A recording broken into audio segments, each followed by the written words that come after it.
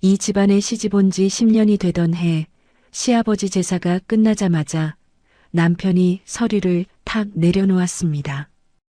우리 이혼하자. 너랑 얼굴씩 마주하고 사는 거 지긋지긋해. 그 옆에는 시어머니와 낯선 여자가 앉아 있었어요. 남편의 내연녀였습니다. 그리고 양육권 갖고 싶으면 재산 분할은 꿈도 꾸지 마. 대신 예정 봐서 아버지가 물려주신 땅 그거 하나 줄게. 그 땅은 팔아도 1,000만 원도 못 받는 불모지 같은 땅이었어요. 아니, 사가는 사람도 없는 그런 땅이었어요. 오히려 세금만 나가서 남편한테는 골칫덩어리였죠. 그때 남편의 내연녀가 웃으면서 끼어들었습니다. 언니, 그래도 땅이라도 받으면 감사해야 하는 거 아니에요? 제가 오빠한테 그 정도는 양보해주자고 했거든요? 시어머니도 비웃었어요. 그 땅이라도 받은 게 어디야. 고맙다고 해, 고맙다고. 미지는 아무 말도 하지 못했습니다. 그저 고개를 끄덕일 수밖에 없었어요. 미지는 양육권을 지키는 것, 아이를 지켜내는 것, 그것만이 중요했거든요. 그런데요, 바로 이 쓸모없는 땅이 미진과 그들의 운명을 송두리째 뒤바꿔 놓게 됩니다. 아무도 거들떠보지 않던 이 불모지에서 대체 무슨 일이 일어난 걸까요? 설거지, 산책할 때, 잠들기 전 이어서 듣기 편하게 지금 구독만 눌러두세요. 우리네 드라마 극장이 다음 편을 자동으로 챙겨드립니다. 오늘의 이야기 시작합니다. 1년 전 어느 한 종합병원 병실에 소독약 냄새와 링거 떨어지는 소리가 공기를 채우고 있었습니다.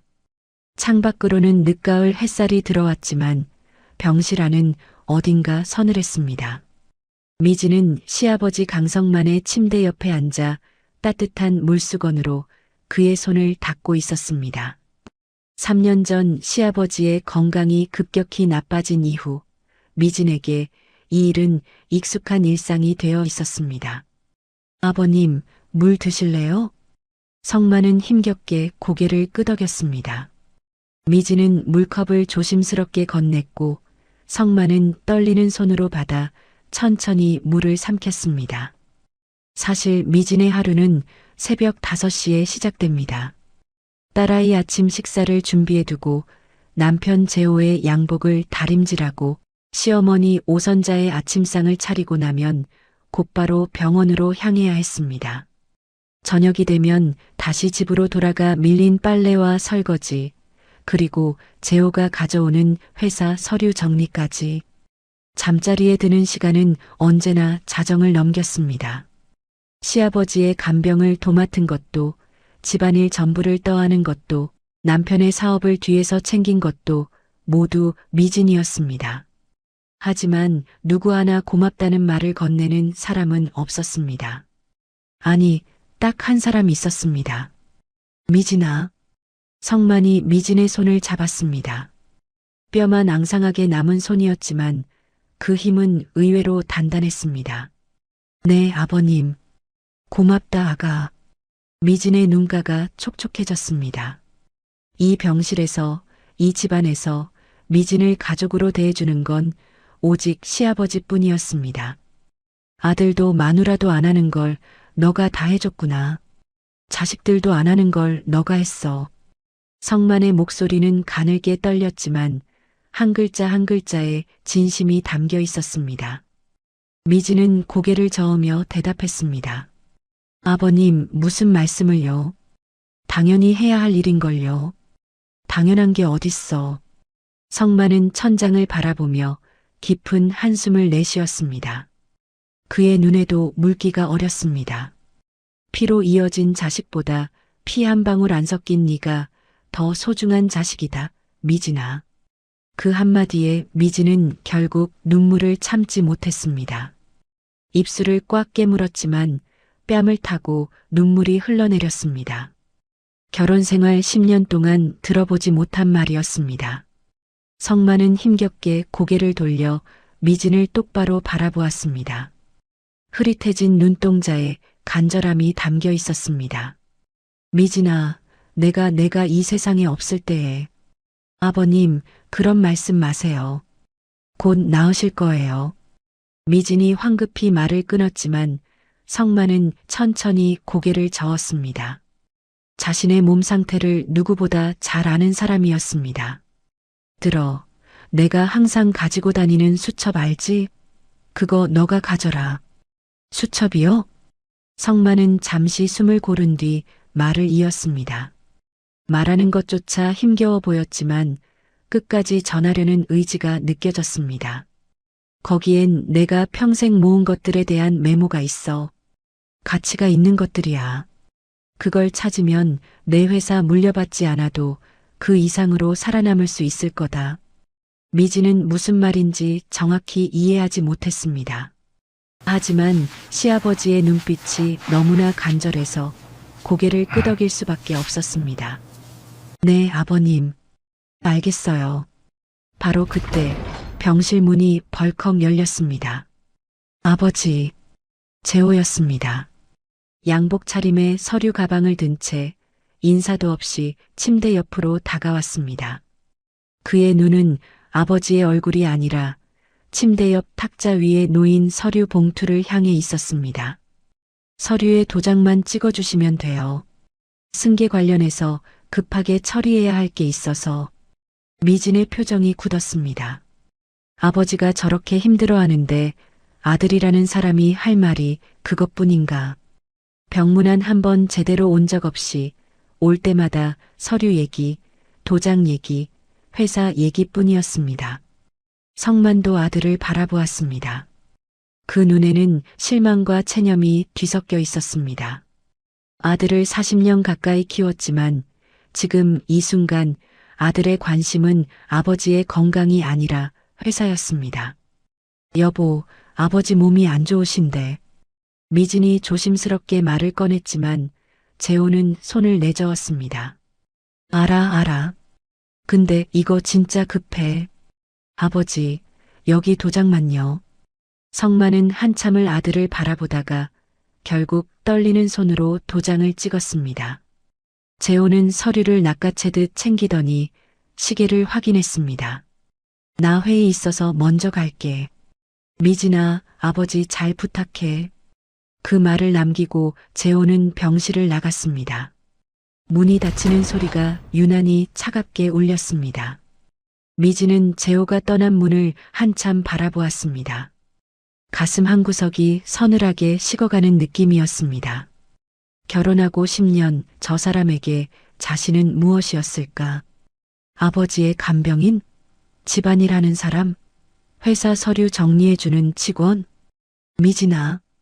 성만의 목소리에 미진은 정신을 차렸습니다. 네, 아버님. 성만은 미진의 손을 다시 잡았습니다. 그의 눈에는 미안함이 가득했습니다. 아들 대신 며느리에게 사과해야 하는 아버지의 마음이 얼마나 무거울까. 미진은 그 마음이 느껴져서 더 가슴이 아팠습니다. 너가 이 집에 와서 고생만 하는구나. 아버님, 무슨 말씀을. 수첩, 꼭 챙겨라. 그게 내가 너한테 줄 수 있는 마지막 선물이다. 미진은 시아버지의 손을 꼭 쥐었습니다. 눈물이 또 흘러내렸지만 이번에는 닦지 않았습니다. 제가 끝까지 지킬게요, 아버님. 창밖으로 해가 기울고 있었습니다. 병실에는 다시 링거 떨어지는 소리만 남았습니다. 미진은 시아버지의 손을 잡은 채 창밖을 바라보았습니다. 10년을 버텨왔지만 오늘따라 유독 외로웠습니다. 이 집안에서 자신을 사람으로 봐주는 건 오직 이분뿐이라는 사실이 가슴 깊은 곳을 후벼 팠습니다. 그리고 문득 깨달았습니다. 이 집에서 진짜 사람으로 살고 있는 건 자신뿐이라는 것을. 얼마 지나지 않아 미진이의 시아버지는 세상을 떠났습니다. 시간이 흘러 시아버지 강성만이 돌아가신 지 1년이 다 되어가는 어느 오후, 미진은 설거지를 막 끝낸 참이었습니다. 손에 물기가 채 마르기도 전에 휴대폰이 울렸어요. 화면에 뜬 이름은 남편 재호. 받는 순간 짜증 섞인 목소리가 쏟아져 나왔습니다. 서류 봉투 안 가져왔어. 서재 책상 위에 있을 거야. 지금 당장 회사로 가져와. 미진은 잠깐 말을 잃었습니다. 지금 막 딸아이 유치원 하원 준비를 하려던 참이었거든요. 지금요? 아이 데리러 가야 하는데. 조금 늦어도 되잖아. 이거 오늘 중으로 처리해야 돼. 미진이 뭐라고 대꾸하기도 전에 뚝 전화가 끊겼어요. 한숨이 절로 나왔습니다. 내가 왜 이런 대우 받으면서 이런 심부름까지 해야 하지. 그 생각이 머릿속을 맴돌았지만 결국 서재로 향할 수밖에 없었어요. 책상 위에는 재호가 말한 서류 봉투가 덩그러니 놓여 있었습니다. 시어머니에게 아이 좀 봐달라고 전화를 걸었지만 돌아온 건 차가운 대답뿐이었어요. 내가 왜? 네가 알아서 해. 어머님, 아이가 유치원에서 기다리고 있어요. 저 혼자서는. 몰라, 나 바빠. 또 끊겼습니다. 미지는 한참을 휴대폰 화면만 들여다보았어요. 바쁘다고요? 뭐가 그렇게 바쁜 건지. 속에서 우라가 치밀었지만 따질 수 있는 처지가 아니었습니다. 결국 이웃집에 급하게 부탁을 하고 서류 봉투를 들고 집을 나섰어요. 버스를 타고 지하철로 갈아타고 1시간 넘게 걸려서야 회사에 도착했습니다. 한빛헬스 본사 건물은 외관부터 압도적이었어요. 유리로 된 외벽이 햇빛을 반사해 눈이 부셨습니다. 로비를 지나 엘리베이터에 오르니 거울에 비친 자신의 모습이 눈에 들어왔어요. 급하게 나오느라 화장도 제대로 못한 얼굴에 구겨진 가디건. 손톱 밑에는 아침에 김치 담그다 물든 빨간 물이 아직 남아 있었습니다. 미지는 괜히 부끄러워져서 손을 등 뒤로 감추었어요. 엘리베이터가 15층에서 멈추고 문이 열리자 넓은 사무실이 펼쳐졌습니다. 수십 명의 직원들이 각자 자리에서 모니터를 들여다보고 있었고 키보드 소리가 빗소리처럼 사무실을 채우고 있었어요. 그 끝에 대표이사실이 보였습니다. 문 옆에 붙은 금색 명패에는 대표이사 강재호라고 적혀 있었죠. 미지는 고개를 숙인 채 사무실 복도를 가로질렀습니다. 등 뒤로 직원들의 시선이 느껴졌지만 애써 무시하면서 대표이사실 앞에 도착해 문을 두드렸어요. 들어와. 재호의 목소리가 들렸습니다. 문을 열고 안으로 들어서는 순간 미지는 그 자리에 얼어붙었어요. 재호 옆 소파에 시어머니 오선자가 앉아 있었습니다. 아까 전화로 아이를 봐달라고 했을 때 귀찮다고 거절하더니 정작 본인은 여기 와 있었던 거예요. 다리를 꼬고 앉아 여유롭게 커피를 마시고 있는 모습이 눈에 들어왔습니다. 오선자가 미진을 보더니 눈썹을 치켜 올렸어요. 어머, 왔네? 그 말투에는 반가움 같은 건 없었습니다. 오히려 귀찮은 벌레를 본 듯한 눈빛이었죠. 서류 가져왔어요. 미지는 최대한 담담하게 말하며 봉투를 내밀었습니다. 재호는 서류를 낚아채듯 봤더니 봉투를 열어 안을 확인했어요. 미진을 쳐다보지도 않았습니다. 다음부턴 더 빨리 가져와. 이것 때문에 회의가 30분이나 밀렸잖아. 미진의 손이 미세하게 떨렸습니다. 당신이 서류를 안 챙긴 거잖아요. 그 말이 목구멍까지 차올랐지만 꾹 삼켰어요. 그때 오선자가 소파에서 벌떡 일어나며 입을 열었습니다. 아이고 봐라. 아주 심부름꾼이 따로 없네. 일부러 크게 낸 것처럼 높은 목소리였어요. 대표이사실 문은 완전히 닫혀 있지 않았고 그 틈새로 바깥 사무실까지 소리가 새어나갈 게 분명했습니다. 어머님, 딱 네가 할 일이다. 시집 와서 이런 거라도 안 하면 뭘 할 수 있겠어? 미진을 위아래로 훑어보는 오선자의 눈빛에는 경멸이 가득했어요. 화장도 안 하고 왔네. 남편 회사에 오면서 이게 뭐야? 옷도 그게 뭐니? 집에서 굴러다니다 온 거 티난다. 티나. 미지는 아무 말도 할 수 없었습니다. 입술을 꽉 깨물고 고개를 숙였어요. 급하게 오라고 해놓고 왜 이런 말을 듣고 있어야 하는 건지 속에서 뭔가가 부글부글 끓어올랐지만 꾹 눌러 참았습니다. 오선자는 거기서 멈추지 않았어요. 오히려 한 발짝 더 다가오며 목소리를 높였습니다. 마치 바깥에 있는 직원들에게 들으라는 듯이 넌 그냥 우리 집 심부름꾼이라고 생각하고 살아. 알아? 심부름꾼. 네 주제에 뭘 바라고 시집 온 건지 모르겠다만 딱 그 정도야. 알아들어? 심부름꾼. 그 단어가 귀를 때리며 가슴에 박혔습니다. 시집 와서 얼마나 많은 걸 해왔는데 그동안 뭘 했냐고 하네요. 미진의 머릿속이 하얘졌어요. 바깥 사무실에서 키보드 치던 소리들이 잠깐 멈췄습니다. 누군가 이쪽을 힐끗 쳐다보는 기척이 느껴졌어요.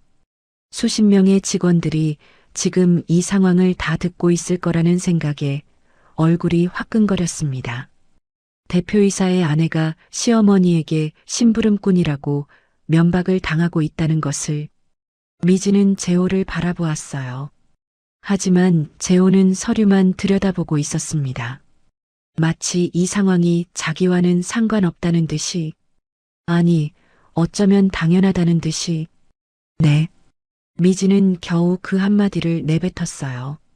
목소리가 떨렸습니다. 네, 그게 끝이야? 오선자가 콧방귀를 뀌며 손을 내저었어요.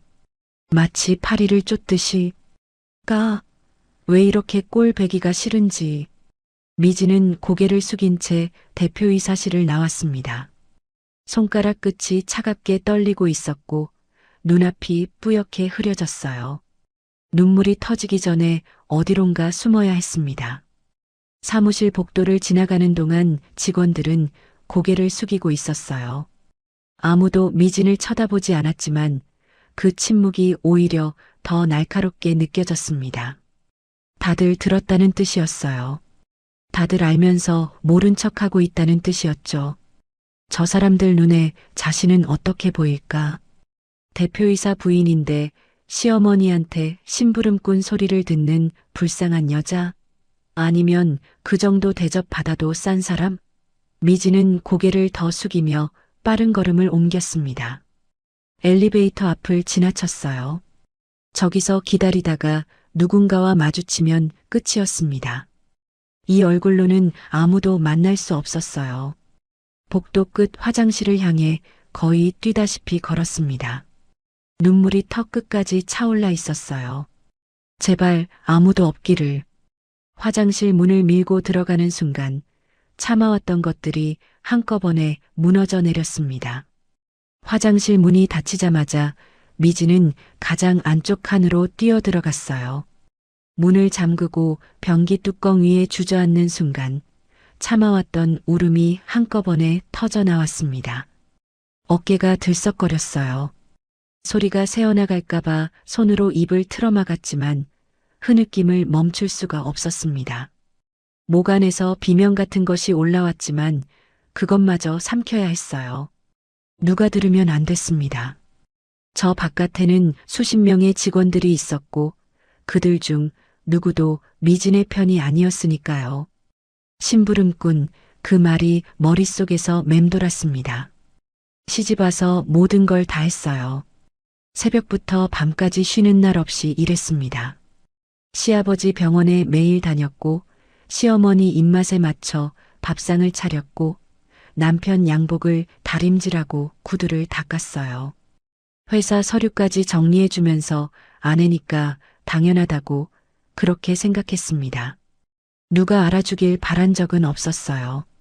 그저 가족이니까, 같이 사는 사람들이니까 그 마음 하나로 버텨왔습니다. 그런데 심부름꾼이라니. 미진은 무릎에 얼굴을 묻고 한참을 울었어요. 눈물이 마를 때까지, 더 이상 나올 것이 없을 때까지. 화장실 타일 바닥에 냉기가 발끝으로 스며들었지만 그것조차 느껴지지 않았습니다. 얼마나 지났을까요? 화장실 문이 열리는 소리가 들렸어요. 누군가 들어왔습니다. 미진은 숨을 죽였어요. 발소리가 세면대 쪽으로 향했다가 다시 멀어지더니 문이 닫혔습니다. 미진은 조심스럽게 칸 문을 열고 나와 거울 앞에 섰어요. 거울 속 얼굴은 엉망이었습니다. 눈이 퉁퉁 부어 있었고 코끝은 빨갛게 달아올라 있었어요. 눈 밑에는 번진 화장이 검게 얼룩져 있었습니다. 38살인데 거울 속 여자는 40도 훌쩍 넘어 보였어요. 이게 정말 나인가? 미지는 한참을 거울을 들여다보았습니다. 언제부터 이렇게 됐을까? 미지는 자신의 얼굴을 한참 들여다보았습니다. 결혼 전에는 피부가 좋다는 소리를 들었어요. 눈웃음이 예쁘다는 말도 들었습니다. 지금은 어떤가요? 주름이 깊어졌고 눈가에는 다크서클이 짙게 깔렸어요. 입꼬리는 언제부턴가 아래로 처져 있었습니다. 수도꼭지를 틀어 차가운 물로 얼굴을 씻었어요. 1번, 2번, 3번. 물이 턱을 타고 흘러내렸습니다. 손으로 볼을 문지르며 부기를 가라앉히려 했지만 쉽게 빠지지 않았어요. 거울을 다시 보니 조금 나아지긴 했지만 울었다는 티가 여전히 났습니다. 눈자위가 벌겋게 부어올라 있었어요. 괜찮아. 미진은 거울 속 자신에게 말했습니다. 괜찮아, 김미진. 목소리가 떨렸어요. 괜찮지 않았습니다. 하나도 괜찮지 않았어요. 하지만 이 얼굴로 사람들 앞에 나갈 수는 없었습니다. 특히 아까 그 직원들 앞에는요. 그 사람들이 수군거리는 모습이 눈에 선했어요. 사모님 울고 나왔대. 시어머니한테 혼나고 화장실에서 울었대. 화장실을 나서니 복도 끝에 엘리베이터가 보였습니다. 하지만 저기서 기다리다가 누군가와 마주치면 어쩌죠? 이 부은 얼굴로 안녕하세요 하고 인사해야 하나. 그 생각만으로도 숨이 막혔어요. 시선을 돌리니 반대편에 비상계단 문이 있었습니다. 미지는 계단 쪽으로 발걸음을 옮겼어요. 15층이면 내려가는데 한참 걸리겠지만 그게 나았습니다. 아무도 안 마주치는 게 나았어요. 계단문 앞에 도착해 손잡이를 잡는 순간 문 너머에서 목소리가 들렸습니다. 여기 사람 없지? 재호 목소리였어요. 미지는 손잡이를 잡은 채 멈췄습니다. 없어. 걱정 마. 여자 목소리가 대답했어요. 낯선 목소리였습니다. 아니, 어디서 들어본 것 같기도 했어요. 자기. 여자가 애교 섞인 말투로 불렀습니다. 미진의 심장이 쿵 내려앉았어요. 자기라고? 그래서 그 여자 언제 내쫓을 거야? 나 자기랑 같은 집에 살고 싶어. 숨이 멎는 것 같았습니다. 그 여자가 누구를 말하는 건지 물어볼 필요도 없었어요. 재호가 낮게 웃었습니다. 그 웃음소리가 계단통에 울려 퍼졌어요. 조금만 더. 제사 끝나면 정리돼. 정리. 재호는 정리라고 했습니다.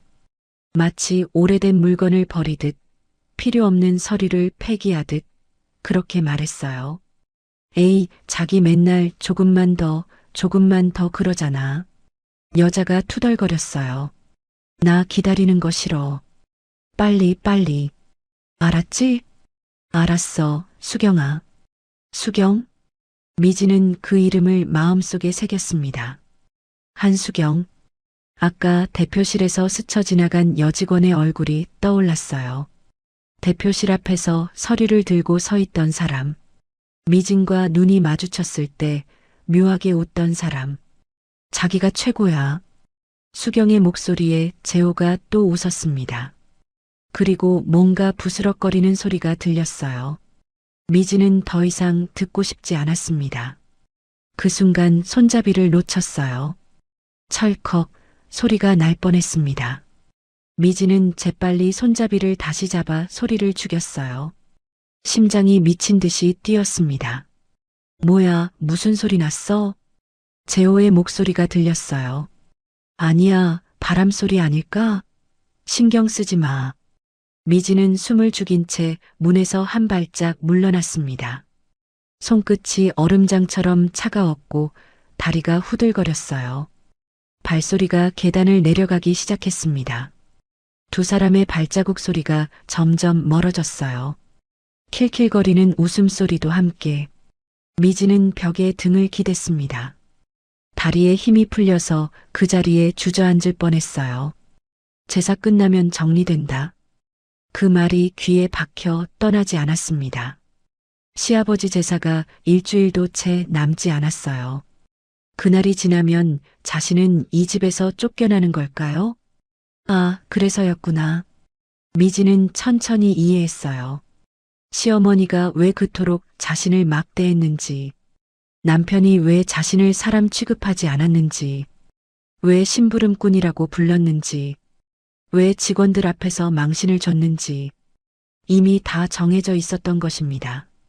미진이 이 집에서 쫓겨날 날이, 저 여자가 미진의 자리에 들어올 날이 눈물은 나지 않았어요. 아까 화장실에서 다 쏟아버려서 그런지 아니면 너무 큰 충격에 눈물조차 마른 건지 미진의 눈은 건조하게 빛났습니다. 그 눈빛 속에 뭔가 다른 것이 피어오르고 있었어요. 미진은 주먹을 꽉 쥐었습니다. 좋아. 정리한다고? 그래, 해봐. 아이가 있었어요. 6살 딸. 세상에서 가장 소중한 존재. 그 아이만은 지켜야 했습니다. 무슨 일이 있어도. 미진은 계단문을 등지고 엘리베이터 쪽으로 걸어갔어요. 부은 눈이고 뭐고 상관없었습니다. 지금 미진의 머릿속에는 오직 한 가지 생각뿐이었어요. 저 사람들이 어떤 사람인지 똑똑히 봤다. 이제 내가 어떻게 해야 할지도 알겠다. 미진이의 손은 더 이상 떨리지 않았습니다. 시아버지 강성만이 돌아가신 지 딱 1년이 되는 날이었습니다. 미진은 새벽 4시부터 부엌에 서 있었어요. 전 부치고 나물 무치고 탕 끓이고 제사상에 올라갈 음식들을 혼자서 준비했습니다. 손가락이 얼얼했지만 멈출 수가 없었어요. 동태전, 두부전, 고사리나물, 시금치나물, 도라지나물. 시아버지가 생전에 좋아하시던 것들을 하나하나 정성껏 만들었습니다. 시어머니 오선자는 거실 소파에 앉아 TV를 보고 있었고 재호는 아이의 모습을 보이지 않았어요. 가끔 부엌을 지나가면서 밥 됐어? 하고 묻는 게 전부였습니다. 저녁 8시 제사상을 차리고 절을 올렸어요. 재호는 건성으로 2번 절하고는 휴대폰을 꺼내 들었고 오선자는 제사 내내 한숨만 쉬었습니다. 아버님, 저라도 제대로 모시겠습니다. 미지는 속으로 그렇게 말하며 큰 절을 올렸어요. 제사가 끝난 뒤에도 미진의 일은 끝나지 않았습니다. 상을 치우고 그릇을 닦고 바닥을 쓸었어요. 설거지하는 손이 붉게 트고 갈라져 있었지만 신경 쓸 겨를이 없었습니다. 기름때 묻은 접시를 문지르는데 손등에서 피가 살짝 배어나왔어요.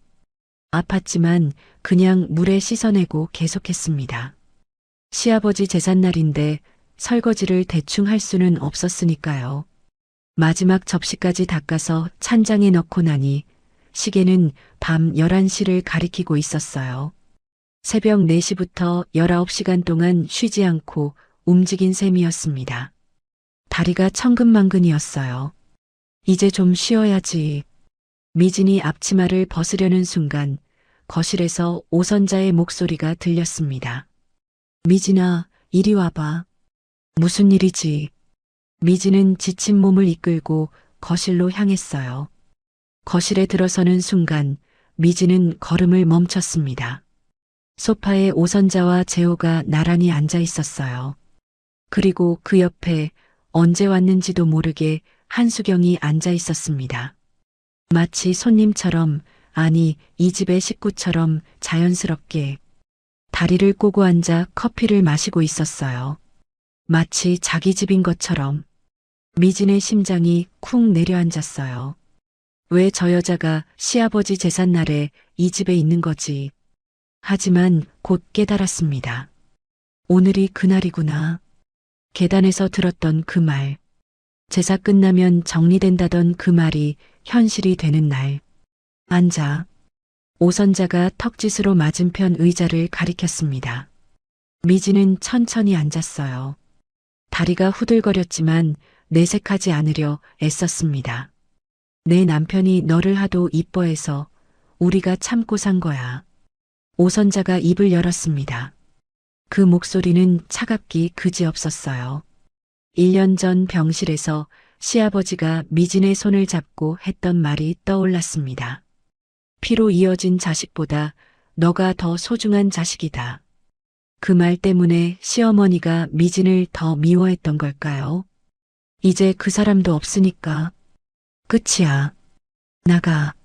미진은 숨이 턱 막혔습니다. 예상했던 순간이었어요. 계단에서 들은 그 대화. 제사 끝나면 정리된다던 그 말. 하지만 막상 직접 듣고 나니 머릿속이 하얘졌습니다. 아무리 각오하고 있었어도 이렇게 쉽게 내쫓길 줄은 몰랐어요. 재호가 테이블 위에 서류 뭉치를 탁 내려놓았어요. 미진아, 우리 이혼하자. 더 말 길게 안 한다. 이혼. 그 두 글자가 귀를 때렸습니다. 미진은 재호를 바라보았어요. 함께 산 세월이 주마등처럼 스쳐 지나갔습니다. 결혼식 날, 신혼여행, 아이가 태어나던 날.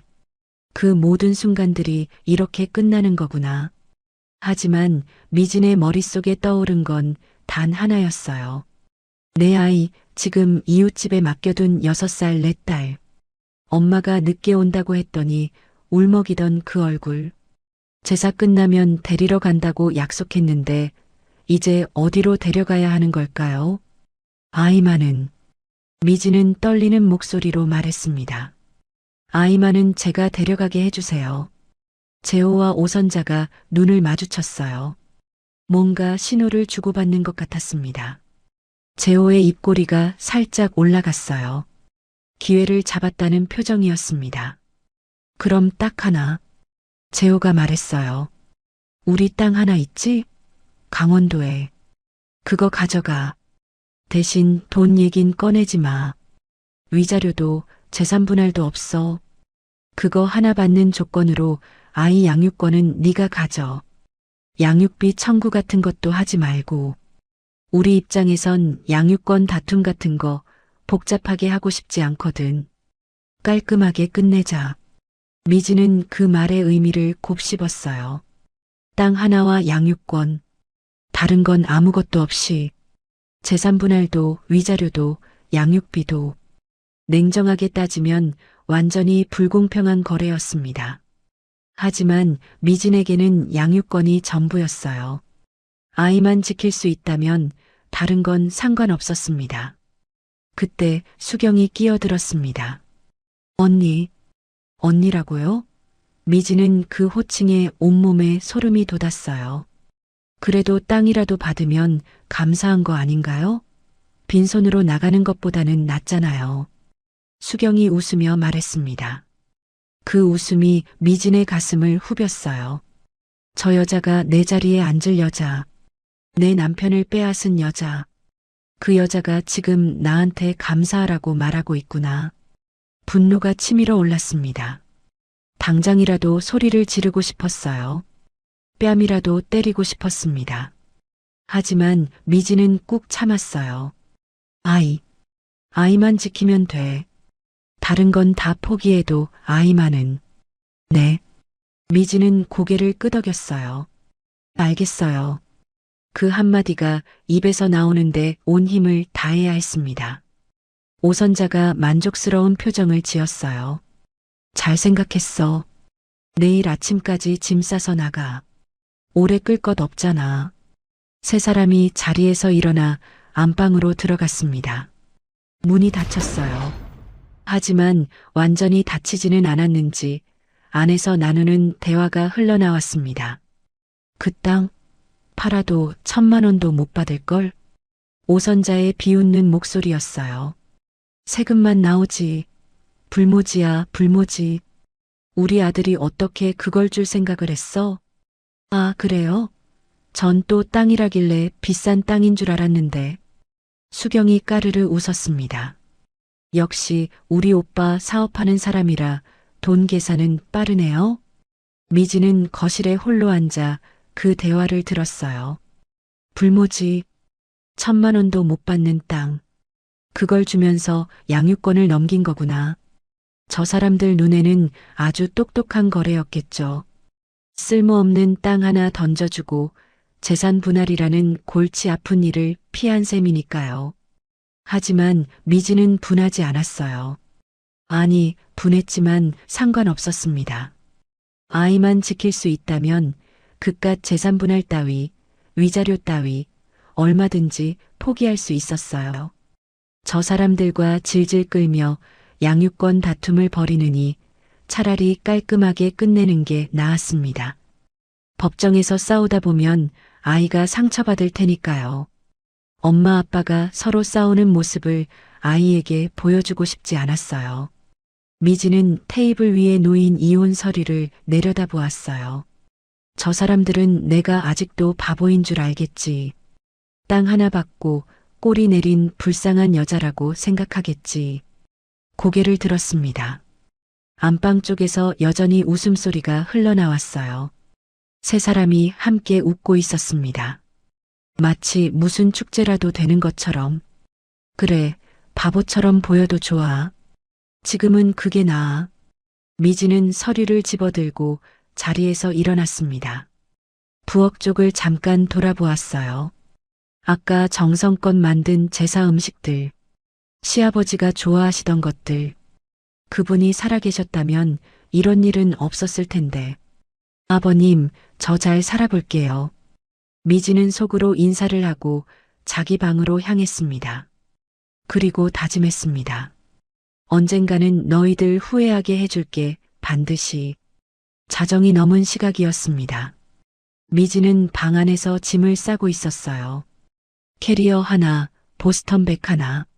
시집 올 때 가져온 것들 중 꼭 필요한 것만 골랐습니다. 사진첩, 아이 옷 몇 벌, 세면도구. 손이 움직일 때마다 마음이 무거웠어요. 이 집에서 보낸 세월이 고작 이 정도 짐으로 정리되는구나 싶었습니다. 쿵, 마당에서 소리가 났어요. 누군가 짐을 내던지는 소리였습니다. 이것도 갖다 버려. 이딴 것들 뭐에 쓴다고 쌓아뒀어. 오선자의 목소리가 창문 너머로 들렸어요. 미진이 창밖을 내다보니 결혼할 때 해온 혼수들이 마당에 나뒹굴고 있었습니다. 그릇 세트, 이불, 화장대. 비싼 건 아니었지만 친정 어머니가 새벽 시장 돌아다니시며 하나하나 장만해 주신 것들이었어요. 아버지는 돈이 없어 미안하다며 고개를 숙이셨고 어머니는 좋은데 시집 간다고 얼마나 기뻐하셨는지. 어머니, 그건 제 거예요. 미진이 방문을 열고 나가려는데 재호가 복도에 서서 앞을 막았어요. 건드리지 마. 내일 아침에 나가면서 가져가든지 해. 소란 피우지 말고. 재호는 그 말만 하고 안방으로 들어가 버렸습니다. 방문이 쾅 닫혔어요. 그 안에서 수경의 웃음소리가 새어나왔습니다. 미지는 복도에 서서 마당 쪽을 바라보았어요. 어머니가 해주신 혼수들이 저렇게 버려지고 있는데 아무것도 할 수 없었습니다. 주먹을 꽉 쥐었지만 소용없었어요. 지금 나가서 항의하면 아이 양육권 약속마저 뒤집힐지 모른다는 생각이 발목을 잡았습니다. 방으로 돌아와 다시 짐을 쌌어요. 손이 덜덜 떨렸습니다. 분한 건지 서러운 건지 모를 감정이 가슴을 짓눌렀어요. 그때 옷장 안쪽에서 뭔가 눈에 들어왔습니다. 시아버지의 점퍼였어요. 미지는 멈칫했습니다. 시아버지 돌아가시고 나서 옷들을 대부분 정리했는데 이 점퍼만 남겨뒀었어요. 시어머니가 버리라고 성화를 부렸지만 차마 손이 가지 않았습니다. 몰래 옷장 깊숙이 넣어둔 거였어요. 미지는 점퍼를 꺼내 손으로 천천히 만져보았습니다. 낡고 해진 카키색 점퍼였어요. 시아버지가 병원 다니실 때 자주 입으시던 거예요. 지퍼 부분이 달아 있었고 소매 끝이 해져 있었습니다. 세탁을 몇 번이나 했는데도 어딘가 시아버지 채취가 남아있는 것 같았어요. 아버님, 미진의 입술이 떨렸습니다. 그분이 살아계셨다면 이런 일은 없었을 텐데, 적어도 미진을 이렇게 쫓아내지는 않았을 텐데, 피보다 진한 정을 나눈 분이셨는데, 점퍼 주머니에서 뭔가 삐져나와 있었어요. 수첩이었습니다. 미진은 숨을 멈췄습니다. 1년 전 병실에서 시아버지가 했던 말이 떠올랐어요. 내가 쓰는 수첩 알지? 그거 너가 가져라. 그때는 무슨 뜻인지 몰랐습니다. 시아버지가 왜 수첩을 자신에게 주려 했는지, 거기에 뭐가 적혀 있는지, 그저 아픈 분이 하시는 말씀이려니 했어요. 미진은 조심스럽게 수첩을 꺼냈습니다. 작고 낡은 수첩이었어요. 겉표지가 달아서 색이 바랜 상태였습니다. 첫 페이지를 펼쳤어요. 시아버지의 필체가 보였습니다. 삐뚤빼뚤한 글씨. 그 글씨를 보는 순간 눈물이 핑 돌았어요. 페이지를 넘겼습니다. 비 온 뒤 새벽 땅이 유독 따뜻한 자리가 있다. 무슨 말이지? 미진은 고개를 갸웃거리며 다음 줄을 읽었어요. 돌틈에서 옅은 김이 올라오면 그 아래 물길이다. 깊이 파지 말고 작은 구멍부터 미지근한 물기가 먼저 올라온다. 땅, 물길? 미지는 점점 더 궁금해졌습니다. 이게 대체 무슨 내용인 거지? 시아버지가 왜 이런 걸 적어두신 걸까요? 다음 페이지로 넘어갔어요. 이 땅의 가치를 찾을 수 있다면 내 회사를 물려받지 않아도 그 이상의 부와 성공을 얻을 수 있거나. 미지는 숨을 삼켰습니다. 이 땅, 혹시 재호가 말한 그 강원도 땅을 말하는 걸까요? 팔아도 1,000만 원도 못 받는다던 그 불모지. 아까 안방에서 새어나오던 비웃음 소리가 떠올랐어요. 불모지야, 불모지. 세금만 나오는 쓸모없는 땅이라고. 하지만 시아버지는 다르게 말씀하고 계셨습니다. 회사를 물려받지 않아도 그 이상의 부와 성공이라니. 대체 그 땅에 뭐가 있는 걸까요? 마지막 페이지에는 짧은 문장이 적혀 있었어요. 재호는 욕심이 앞서 사람을 이용하려 든다. 기록을 남겨라. 미지는 한참 동안 그 문장을 들여다보았습니다. 시아버지는 아들의 본성을 알고 계셨던 거예요. 그래서 미진에게 이 수첩을 남기신 거구나. 눈물이 흘러내렸어요. 돌아가시면서까지 자신을 걱정해 주신 분. 피 한 방울 섞이지 않았지만 진짜 가족처럼 대해 주신 분. 그분이 남긴 마지막 선물이 이 수첩이었습니다. 미지는 수첩을 가슴에 꼭 안았어요. 종이 냄새와 함께 시아버지의 온기가 전해지는 것 같았습니다. 한참을 그렇게 있다가 조심스럽게 가방 가장 깊숙한 곳에 넣었어요. 아무도 모르게, 아무도 찾지 못하게 옷가지 사이에 단단히 감싸서 넣었습니다. 창밖에서는 여전히 오선자가 혼수품들을 내던지는 소리가 났어요. 쿵, 쿵. 유리 깨지는 소리도 들렸습니다. 하지만 이제 그 소리가 예전처럼 아프지 않았어요. 가슴 한켠에 시아버지가 남겨주신 것이 있으니까 혼자가 아니라는 생각이 들었습니다. 미지는 눈물을 손등으로 훔치고 일어섰어요. 아버님이 남겨주신 거니까 뭔가 있을 거야. 반드시. 캐리어 손잡이를 잡고 가방을 어깨에 맸습니다. 방 안을 한번 둘러보았어요. 이 방에서 얼마나 많은 밤을 뜬 눈으로 지새웠는지. 이제 다시는 돌아오지 않을 거예요. 복도를 지나 현관으로 향했습니다. 뒤돌아보지 않았어요. 살아남겠다. 아이와 함께. 반드시. 문을 열고 나서는 미진의 눈빛은 더 이상 흔들리지 않았습니다. 미진이 집을 나오고 며칠이 지난 후 유일한 재산인 불모지 땅을 보러 나섰습니다. 강원도 산골 시외버스를 타고 4시간, 마을버스로 갈아타고 1시간, 거기서 또 한참을 걸어야 했습니다. 포장도로가 끝나고 흙길이 시작되었고 그 흙길마저 끊기는 곳에 그 땅이 있었어요. 도착한 미지는 말을 잃었습니다. 돌밭이었어요. 크고 작은 바위들이 여기저기 박혀 있었고 그 사이로 잡초만 드문드문 자라 있었습니다. 나무 한 그루 제대로 서 있지 않았어요. 바람은 차갑고 스산했습니다. 11월 말의 산골은 이미 한겨울처럼 쌀쌀했어요. 미지는 발로 땅을 몇 번 굴러보았어요. 딱딱하고 메마른 흙이 신발 밑에서 부서졌습니다. 여기가 10년 결혼 생활 끝에 재산 분할로 받은 땅. 이 돌밭이 전 재산이라니. 팔아도 1,000만 원도 못 받는다더니 사갈 사람이나 있을까? 오선자가 비웃던 말이 떠올랐어요. 불모지야, 불모지. 그 말이 틀리지 않았습니다.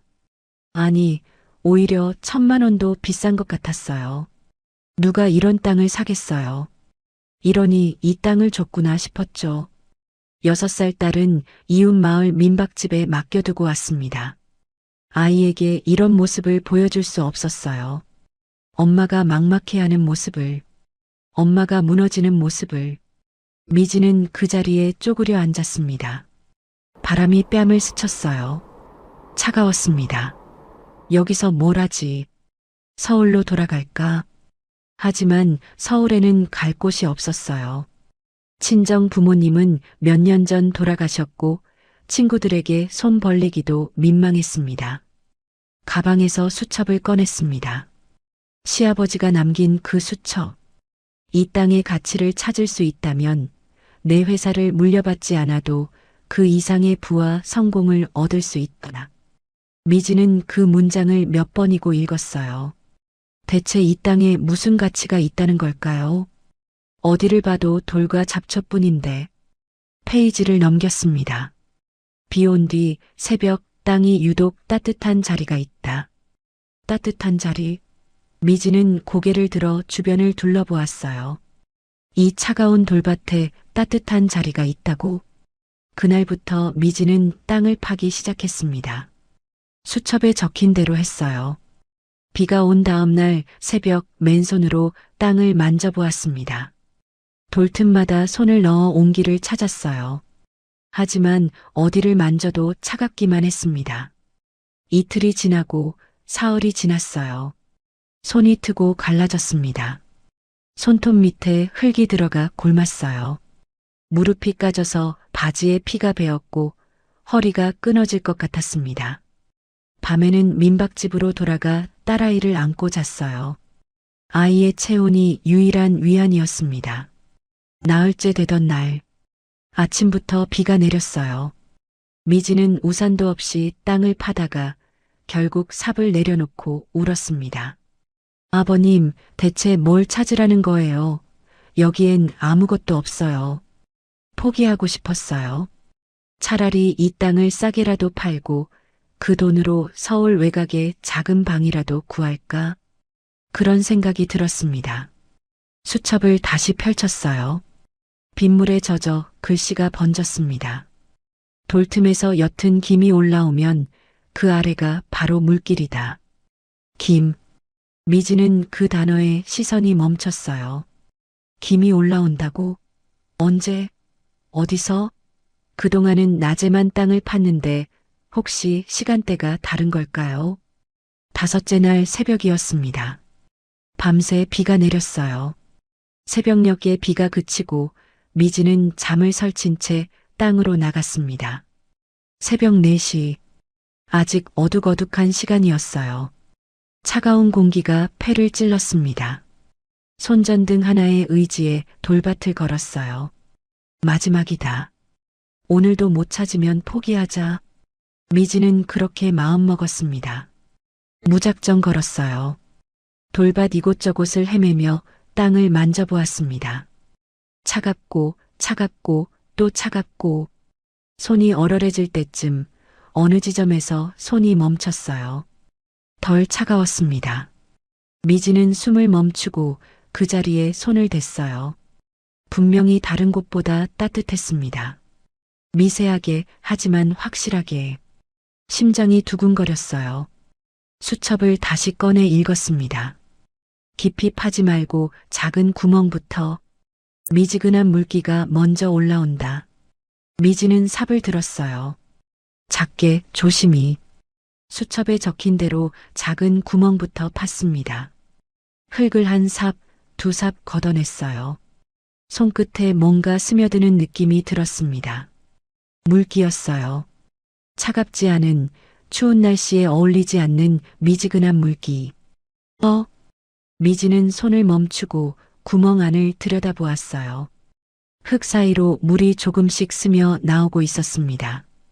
조금 더 팠어요. 물이 주르륵 고이기 시작했습니다.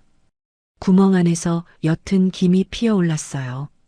새벽 찬 공기와 만나 하얗게 피어오르는 수증기. 따뜻한 물이었습니다.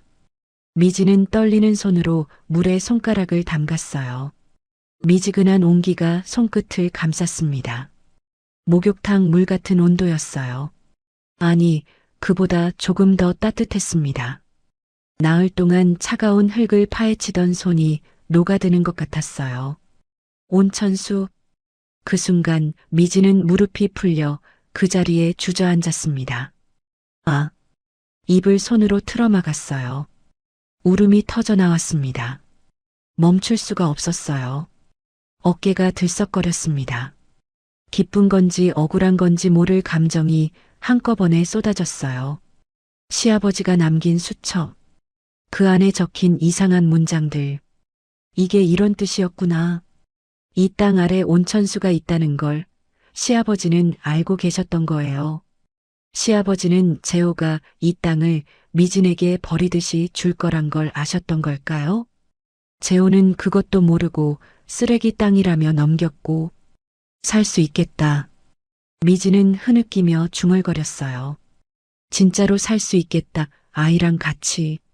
한참을 울었습니다. 새벽 산골에 미진의 울음소리만 울려 퍼졌어요. 하늘이 조금씩 밝아오고 있었습니다. 동쪽 하늘이 붉게 물들었어요. 눈물을 닦고 일어섰습니다. 구멍에서는 여전히 따뜻한 물이 솟아나고 있었어요. 옅은 김이 새벽 공기 속으로 피어올랐습니다. 미지는 주변을 둘러보았어요. 아무도 없었습니다. 이 외진 산골까지 찾아올 사람은 없었어요. 하지만 만약 이 사실이 알려지면 재호와 오선자가 떠올랐습니다. 불모지라고 비웃으며 넘겼던 사람들. 온천수가 있다는 걸 알면 어떻게 나올까요? 이혼 서류에 하자가 있다느니 재산 분할을 다시 해야 한다느니 난리를 칠 게 뻔했어요. 소문내면 뺏긴다. 미지는 낮은 목소리로 중얼거렸습니다. 지켜야 해. 이건 아버님이 나한테 남긴 거야. 아이한테 물려줄 거야. 구멍 위에 돌과 잡초를 덮어 흔적을 감췄어요. 아무도 모르게, 아무도 찾지 못하게. 위치만 머릿속에 단단히 새겼습니다. 미지는 수첩을 가슴에 품고 민박집으로 돌아갔어요. 딸아이가 기다리고 있을 거예요. 엄마가 웃는 얼굴로 돌아오길 기다리고 있을 거예요. 이제 시작이다. 발걸음이 가벼웠습니다. 아까까지의 절망은 온데간데 없었어요. 차가운 새벽 공기가 오히려 상쾌하게 느껴졌습니다. 멀리서 새소리가 들렸어요. 시아버지가 남긴 마지막 선물. 그 진짜 의미를 이제야 알았습니다. 미진이 아무것도 없어 보이는 불모지 땅에서 온천수를 찾은 날로부터 2년이 지났습니다. 그동안 정말 많은 변화가 있었어요. 처음엔 천막 같은 작은 탕이었습니다. 온천수가 나오는 자리에 비닐하우스를 치고 중고로 구안간이 욕조를 들여놓았어요. 탈의실은 천막으로 대충 가렸고 요금은 5,000원. 이름도 없는 산골 온천이었습니다. 손님이라고는 근처 마을 어르신들 뿐이었어요. 그런데 물이 달랐습니다. 한번 다녀간 손님들은 꼭 다시 찾아왔어요. 피부가 좋아졌다고, 관절이 안 아프다고. 어느 할머니는 무릎이 시큰거려서 잠을 못 잤는데 여기 다니고 나서 편하게 잔다며 손을 꼭 잡아주셨어요. 아토피가 심했던 아이가 나았다면서 엄마가 찾아와 울먹인 적도 있었습니다. 입소문은 마을에서 읍내로, 읍내에서 시내로 퍼져나갔어요. 주말이면 외지에서 차를 몰고 오는 손님들도 생겼습니다. 비닐하우스 안에 사람이 바글바글했어요. 그러던 어느 날 낯선 손님이 찾아왔습니다. 양복을 빼입은 중년 남자. 서울에서 온 투자자였어요. 온천수 수질이 워낙 좋다는 소문을 듣고 직접 확인하러 왔다고 했습니다. 미진이 보관하고 있던 수질 검사 결과지를 보더니 눈이 휘둥그레졌어요. 이 정도 수질이면 전국에서 손꼽힐 겁니다. 여기 제대로 개발하면 대박이에요. 그렇게 대규모의 투자가 시작되었습니다. 이후 몇몇의 투자자가 투자에 합류했습니다. 물론 순탄하지만은 않았어요. 공사 중간에 자금이 부족해서 멈출 뻔한 적도 있었습니다. 투자자가 약속한 돈이 2달이나 늦어지면서 인부들 월급을 못 줄 위기였어요.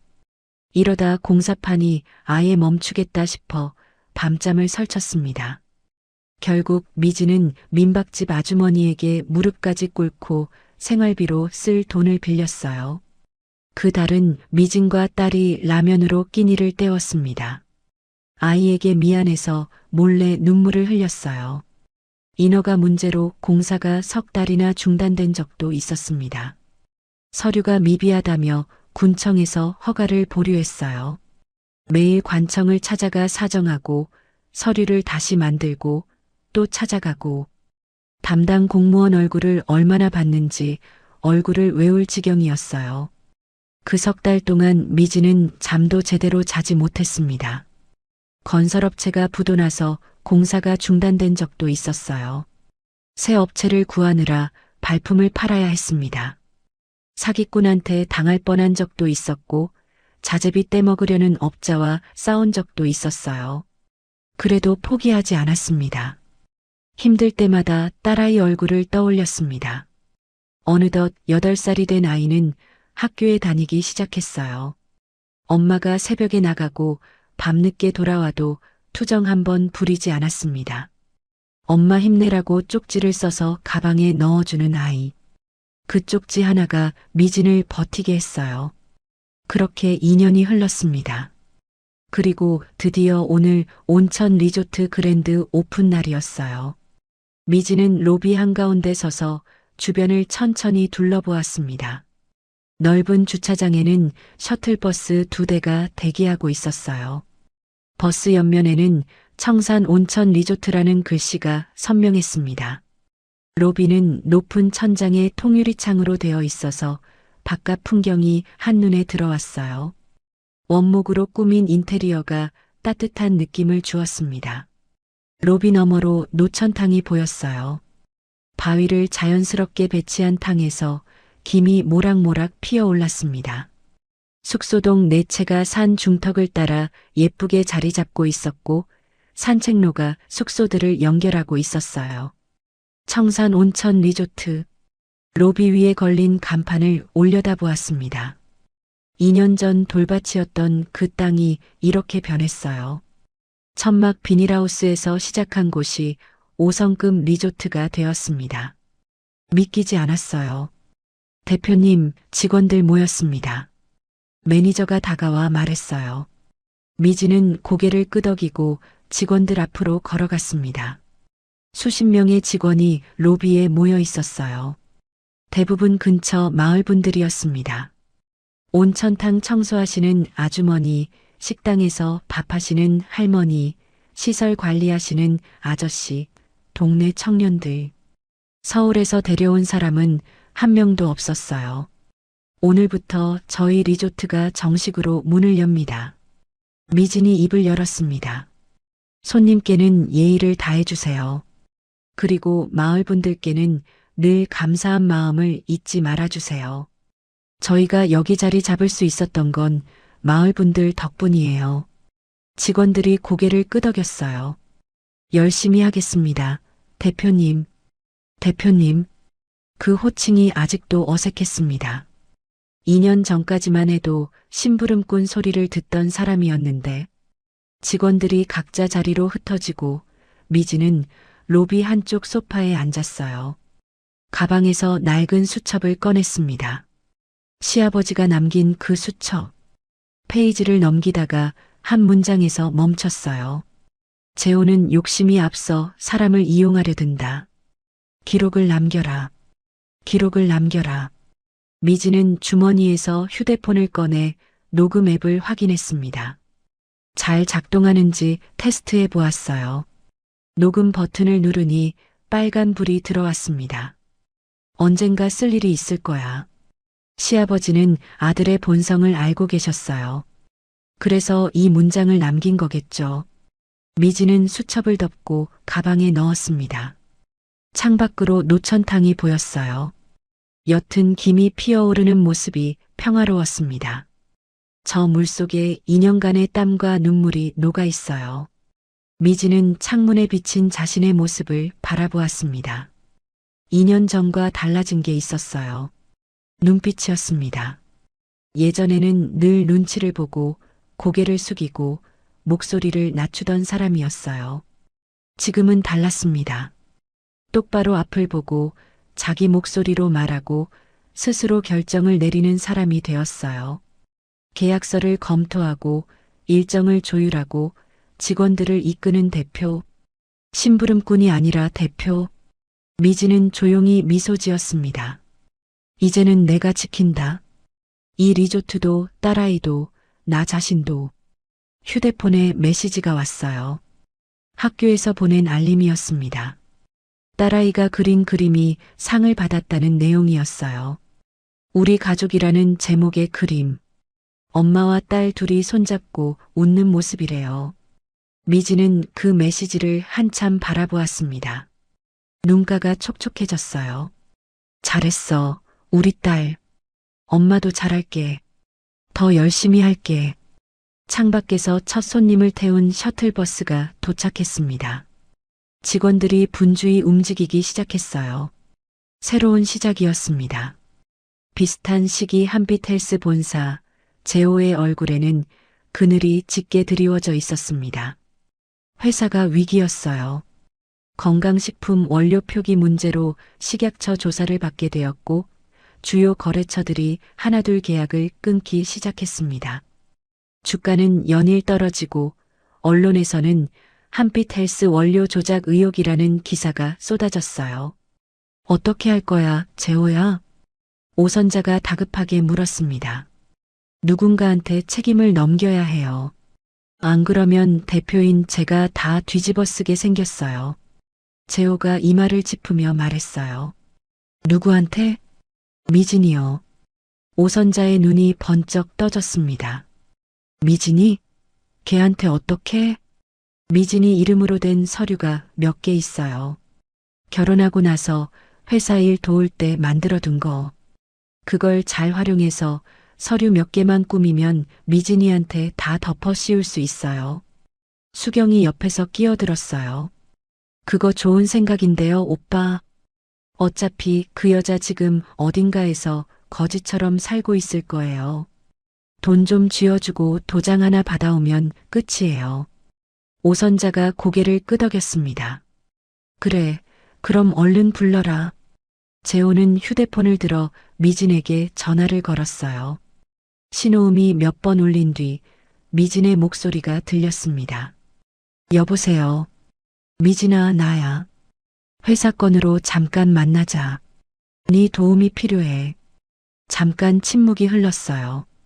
2년 만에 듣는 전 남편 목소리에 미진은 어떤 감정이 들었을까요? 도움이요? 미진의 목소리는 담담했습니다. 예전처럼 떨리거나 주눅 들지 않았어요. 그래, 중요한 일이야. 서울로 올라와. 서울에서 못 만나요. 뭐? 그때 저한테 준 그 땅 알죠? 그 쓰레기 땅. 거기로 오세요. 아니면 전 못 만나요. 재호는 잠깐 말문이 막혔어요. 강원도? 그 불모지? 네. 바쁘시면 안 오셔도 돼요. 끊을게요. 잠깐. 재호는 다급히 말했지만 전화는 이미 끊긴 뒤였습니다. 오선자가 인상을 찌푸렸어요. 뭐래? 안 온대? 강원도로 오래요. 그 땅으로. 거기 아무것도 없는 데를 왜 거길 아직도 갖고 있었어? 끝까지 극성이네.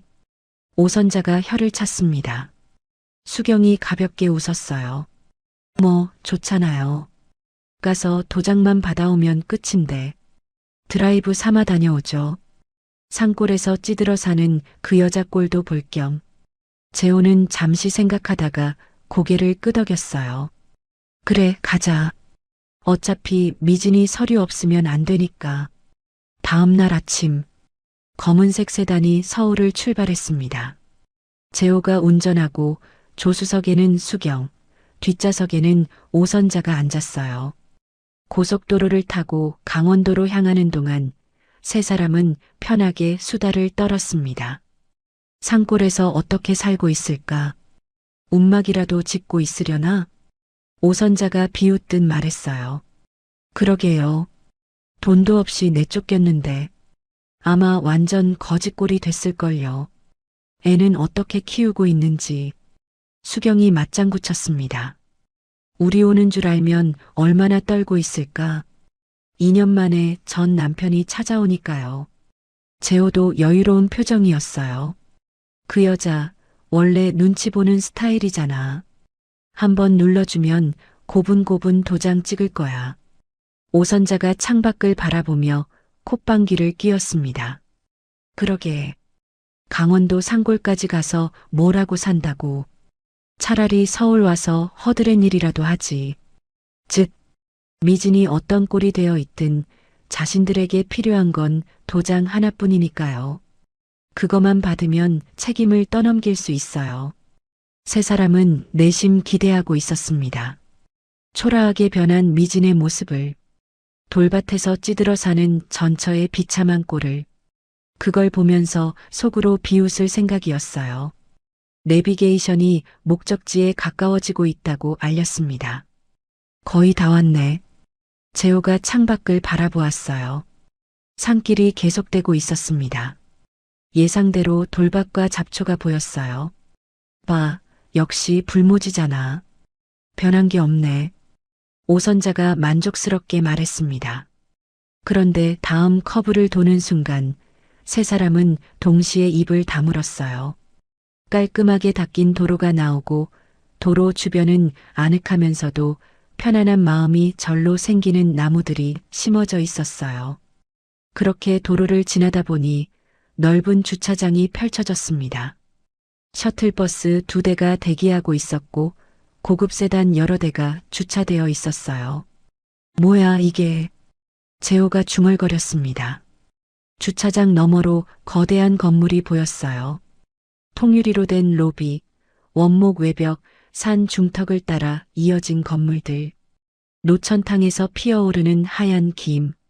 청산 온천 리조트. 입구에 세워진 커다란 간판이 눈에 들어왔습니다. 오선자의 표정이 굳어졌어요. 입이 벌어진 채 아무 말도 나오지 않았습니다. 잠깐 이게 그 불모지 맞아? 길 제대로 찾아온 거야? 수경의 목소리가 떨렸어요. 질투로 얼굴이 일그러지고 있었습니다. 재호는 차를 세우고 한참 동안 건물을 바라보았습니다. 손이 핸들 위에서 떨렸어요. 믿을 수가 없다는 표정이었습니다. 2년 전에 쓰레기라고 던져준 그 땅. 팔아도 1,000만 원도 못 받는다고 비웃었던 그 땅. 그게 어떻게 이렇게 변한 거지? 오선자는 계속 입을 벌린 채 건물을 올려다보았어요. 이거 진짜야? 여기가 그 돌밭이라고? 수경의 얼굴은 빨갛게 달아올랐습니다. 질투와 분노가 뒤섞인 표정이었어요. 자기가 차지하려던 모든 것을 잃은 여자가 이런 곳의 주인이 됐다고? 일단 내리자. 재호가 간신히 말을 꺼냈습니다. 세 사람은 차에서 내려 로비 쪽으로 걸어갔습니다. 발걸음이 무거웠어요. 아까까지의 여유는 온데간데 없었습니다. 자동문이 열리고 넓은 로비가 나타났어요. 높은 천장, 고급스러운 인테리어, 은은한 조명. 그 가운데 한 여자가 서 있었습니다. 미진이었어요. 단정한 재킷에 깔끔하게 정돈된 머리. 예전에 시댁에서 보던 그 지친 얼굴이 아니었습니다. 당당하게 어깨를 펴고 똑바로 앞을 보고 서 있었어요. 오셨어요? 미진이 말했습니다. 담담한 목소리였어요. 예전처럼 고개를 숙이지 않았습니다. 대표님, 손님분들 안내해 드릴까요? 직원 한 명이 미진에게 다가와 물었어요. 대표님, 그 호칭을 듣는 순간 오선자의 얼굴이 창백해졌습니다.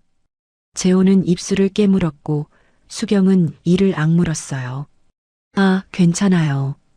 제가 안내할게요. 미진이 직원에게 대답하고 세 사람을 바라보았습니다. 오랜만이에요. 응접실로 가시죠. 미진이 앞장서 걸었어요. 세 사람은 멍하니 그 뒤를 따라갔습니다. 로비를 지나는 동안 스쳐 지나가는 직원들마다 미진에게 인사했어요. 대표님, 안녕하세요. 대표님, 오늘 예약 다 찼습니다. 미진이가 대표님 소리를 들을 때마다 오선자의 다리가 휘청거렸어요. 수경은 입술을 깨물며 주변을 둘러보았습니다. 재호는 아무 말도 하지 못했어요. 응접실 앞에 도착했습니다. 미진이 문을 열며 말했어요. 들어오세요. 차 준비해 둘게요. 세 사람은 멍하니 응접실로 들어갔습니다. 겉으로는 잘 됐네, 미진아라고 말했지만 속은 뒤집어지고 있었어요. 이게 그 불모지라고? 이게 그 쓰레기 땅이라고? 미진은 문을 닫으며 조용히 미소 지었습니다. 이제 시작이야. 리조트 응접실로 미진이 직접 차를 내왔습니다. 따뜻한 녹차 향이 방 안에 퍼졌어요. 세 사람은 아직도 충격에서 벗어나지 못한 표정이었습니다. 오선자는 계속 주변을 둘러보았고 재호는 입술을 깨물고 있었어요. 수경만 억지로 웃음을 지으며 차를 받았습니다. 자, 편하게 드세요. 미진이 자리에 앉으며 말했어요. 목소리가 담담했습니다.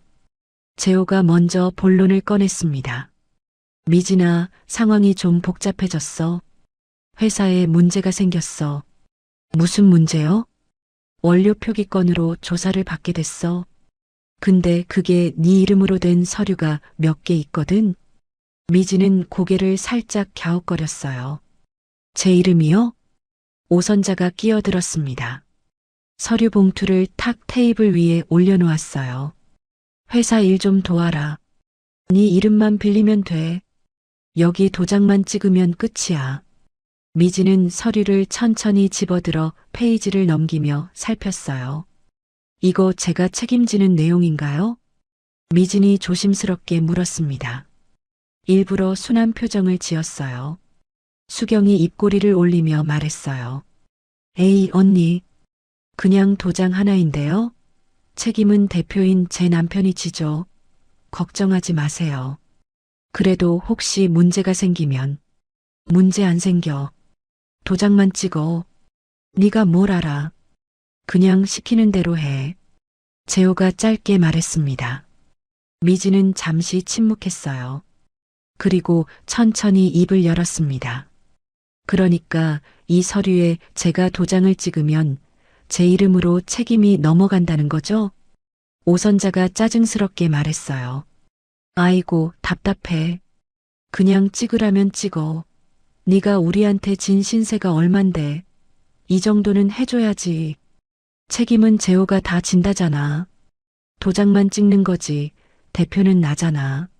네가 책임질 일은 없어. 우리 회사 법무팀 능력 알잖아. 재호가 뱀의 혀로 덧붙였습니다. 미진은 서류를 내려놓았어요. 잠시 생각하는 척했습니다. 제가 이거 찍으면 나중에 문제 생겨도 제가 다 뒤집어 쓰는 거잖아요. 오선자가 짜증스럽게 말했어요. 아이고, 답답해. 그냥 찍으라면 찍어. 너 우리한테 얼마나 신세졌는데. 시집 와서 밥 먹고 살았잖아. 이 정도는 해줘야지. 아니라니까. 이런 서류 볼 줄도 모르면서 왜 자꾸 아는 척이야. 책임은 내가 지니까 걱정 말고 찍어. 다 너 좋으라고 하는 거야. 네가 그렇게 좋아하던 우리 아빠 회사 지켜야 될 거 아니야? 재호가 덧붙였습니다. 마치 큰 은혜를 베푸는 것처럼 말했어요. 수경이 웃으며 끼어들었습니다. 언니, 어차피 언니 이름은 아무도 모르잖아요. 뉴스에 나와도 사람들이 김미진이 누군지 알겠어요? 그냥 지나가면 끝이에요. 미진은 그 말들을 하나하나 귀에 새겼어요. 주머니 속 휴대폰이 조용히 녹음하고 있었습니다. 뭘 생각해? 지금 찍어. 오선자가 소리쳤습니다. 저를 쉽게 봐도 너무 쉽게 보셨네요. 오늘은 좀 쉬고 가세요. 숙소 준비해뒀어요. 미진이 자리에서 일어나며 말했어요. 더 이상 대화를 이어가지 않았습니다. 세 사람은 어쩔 수 없이 응접실을 나와 숙소로 향했어요. 내일 다시 압박하면 되겠지. 그렇게 생각하면서 그들이 나간 뒤 미진은 주머니에서 휴대폰을 꺼냈습니다. 녹음 앱에 빨간 불이 켜져 있었어요. 녹음 시간 23분 47초. 미진은 재생 버튼을 눌러 확인했습니다. 모든 대화가 선명하게 녹음되어 있었어요. 완벽했습니다. 미진은 창밖을 바라보며 조용히 중얼거렸어요. 아버님 말씀대로 기록을 남겼어요. 2주가 지나고 서울 대형 호텔에서 열리는 한빛 헬스 긴급 기자간담회. 수십 명의 기자들이 모여 있었습니다. 카메라 플래시가 터지고 마이크가 무대를 향해 있었어요. 재호가 단상에 올랐습니다. 자신감 넘치는 표정이었어요. 이번 혼란은 외부 공급 및 계약 문제로 인해 발생한 것입니다. 재호는 스크린을 가리켰습니다. 해당 계약의 담당자는 외부 인사입니다. 김미진이라는 분으로. 바로 그때 객석 뒷문이 열렸습니다. 미진이 걸어 들어왔어요.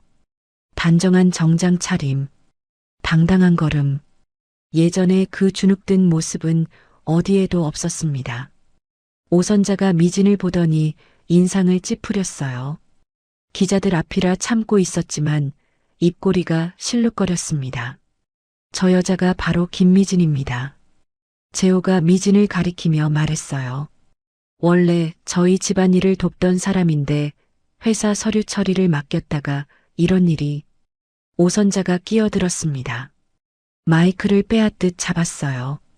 원래 몸 쓰는 일하던 사람이라 그를 잘 못 알아봐서 실수한 거예요.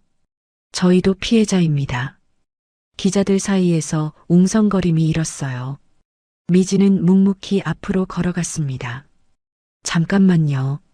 미진이 입을 열자 기자들의 시선이 쏠렸어요. 제가 직접 보여드릴 게 있습니다. 미진이 손을 들자 행사장 스태프가 노트북을 연결했어요. 대형 스크린에 새로운 화면이 떴습니다. 녹음 파일이었어요. 재생 버튼이 눌렸습니다. 도장만 찍는 거지. 대표는 나잖아. 네가 책임질 일은 없어. 우리 회사 법무팀 능력 알잖아.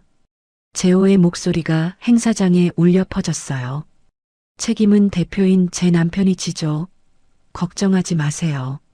수경의 목소리가 이어졌습니다. 도장만 찍어. 네가 뭘 알아? 그냥 시키는 대로 해. 다시 재호의 목소리. 기자들이 술렁거리기 시작했어요. 여기저기서 웅성거리는 소리가 커졌습니다. 이거 명예도용 아닙니까? 책임 떠넘기기 시도예요? 강 대표 해명해 주세요. 이 녹음은 언제 어디서 된 겁니까? 질문이 쏟아졌습니다. 재호의 얼굴이 하얗게 질렸어요. 손이 떨려서 마이크를 제대로 잡지 못했습니다. 아, 이건 편집된 거예요. 맥락이. 수경이 옆에서 재호의 팔을 잡아당겼어요. 오빠 어떡해. 입모양으로 말했지만 재호는 대답할 수 없었습니다. 오선자는 객석에서 벌떡 일어났어요. 저건 조작이에요. 저 여자가 꾸민 거라고요. 하지만 아무도 오선자의 말을 듣지 않았습니다. 기자들의 관심은 온통 스크린과 미진에게 쏠려 있었어요. 미진이 다시 손을 들었어요. 스크린에 새로운 자료가 떴습니다. 이건 제가 결혼 후부터 정리해온 기록입니다. 화면에는 날짜, 거래처 이름, 금액, 입금 내역이 빼곡하게 정리되어 있었어요. 언제 어떤 거래가 있었고 돈이 어디로 흘러갔는지 다 기록해뒀습니다. 제가 했던 일이 뭔지, 회사에서 무슨 일이 있었는지 전부요. 기자들이 카메라를 들이댔어요. 플래시가 쉴 새 없이 터졌습니다. 저 서류들 식약처에도 제출하신 건가요? 한 기자가 물었어요. 네. 미진이 담담하게 대답했습니다. 바로 그때 행사장 문이 열리고 검은 정장 차림의 사람들이 들어왔어요. 식약처 직원과 경찰이었습니다. 강재호 대표님, 명예 도용 및 허위 계약 혐의로 조사에 동행해 주셔야겠습니다. 재호의 얼굴이 일그러졌어요. 잠깐만요. 이건 오해예요. 한수경 씨도 공범 혐의로 동행해 주세요. 수경이 비명을 질렀어요. 저요? 저는 아무것도 안 했는데요. 하지만 경찰은 묵묵히 재호와 수경을 데리고 나갔어요. 기자들이 일제히 카메라를 들고 따라 나갔습니다. 오선자는 그 자리에 주저앉았습니다. 이게 무슨... 다리에 힘이 풀린 듯 일어나지 못했어요. 아들이 끌려가는 모습을 멍하니 바라보았습니다. 내 아들 재호야. 오선자가 손을 뻗었지만 재호는 이미 문 밖으로 사라진 뒤였습니다. 남아있던 기자들이 미진에게 마이크를 들이댔어요. 김미진 씨, 한 말씀 해주세요. 왜 이 자리에 직접 오셨습니까? 한빛헬스에 대해 어떻게 생각하십니까? 미진은 잠시 숨을 고르고 마이크를 잡았습니다. 저는 짧게 말을 끊었어요. 수많은 카메라가 미진을 향하고 있었습니다. 플래시가 쉴 새 없이 터졌어요. 저는 제 이름을 지키러 왔습니다. 그 한마디가 끝이었어요. 더 긴 설명은 필요 없었습니다. 미진은 마이크를 내려놓고 행사장을 빠져나왔습니다. 기자들의 질문이 쏟아졌지만 뒤돌아보지 않았어요. 복도에서 잠깐 멈춰 섰습니다. 창밖으로 서울 하늘이 보였어요. 늦은 오후 햇살이 빌딩 사이로 비쳐 들어왔습니다. 미진은 가방에서 낡은 수첩을 꺼내 마지막 페이지를 펼쳤어요. 기록을 남겨라. 아버님, 해냈어요. 약속 지켰어요. 미진은 조용히 미소 지었습니다. 한빛헬스 기자간담회 사건이 있고 6개월이 지났습니다. 리조트 로비에 걸린 TV에서 뉴스가 흘러나왔습니다. 한빛헬스 전 대표이사 강재호 씨가 명예 도용 및 허위 계약 혐의로 구속되었습니다. 검찰은 강 씨가 전 배우자의 이름을 무단으로 사용해 수백억 원대의 부실 계약을 체결한 것으로 보고 있습니다.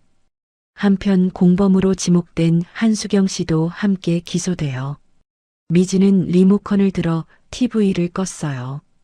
창밖으로 노천탕에서 피어오르는 김이 보였습니다. 손님들이 따뜻한 물에 몸을 담그고 있었어요. 웃음소리가 희미하게 들려왔습니다. 미진의 표정은 담담했어요. 후련하지 않았냐고요? 솔직히 말하면 처음엔 조금 후련했습니다. 그 사람들이 저지른 일에 대한 대가를 치르게 됐으니까요. 하지만 그뿐이었어요. 복수가 목적이 아니었습니다. 미진이 원했던 건 자기 이름을 지키는 것, 그리고 딸과 함께 평범하게 사는 것. 그게 전부였어요. 대표님, 오늘 마을 어르신들 오시는 날이에요. 직원이 다가와 말했습니다. 응, 알아. 탕 온도 확인했어? 네, 적당해요. 식당에 점심 준비도 다 됐고요. 미진은 고개를 끄덕이며 로비를 나섰어요. 리조트 입구에 현수막이 걸려 있었습니다. 매월 첫째 주 수요일 마을 어르신 무료 이용의 날. 처음 온천탕을 열었을 때 도와주셨던 분들이에요. 비닐하우스 칠 때 손 보태주신 분, 자재 나를 때 트럭 빌려주신 분, 공사비가 밀렸을 때 급하게 돈 빌려주신 분, 미진이 힘들 때 밥 한 끼 챙겨주신 분.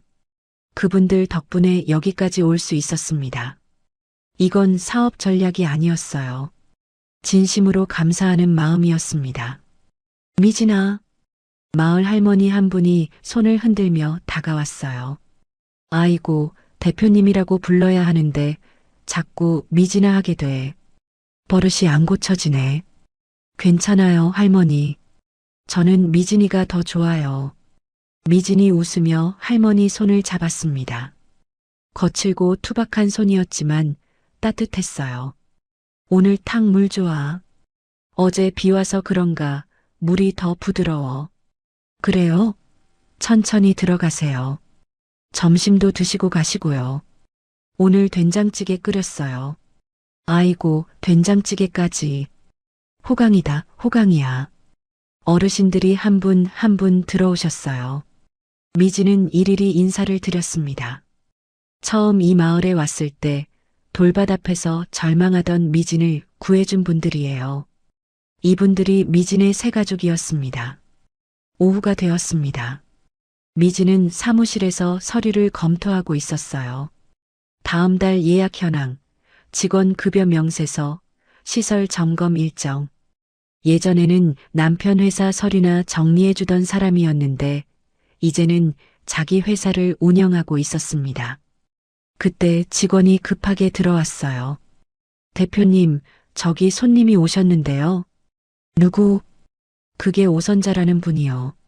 대표님 만나러 왔다고. 미진의 손이 잠깐 멈췄습니다. 오선자 6개월 만이었어요. 어디 있어? 로비에요.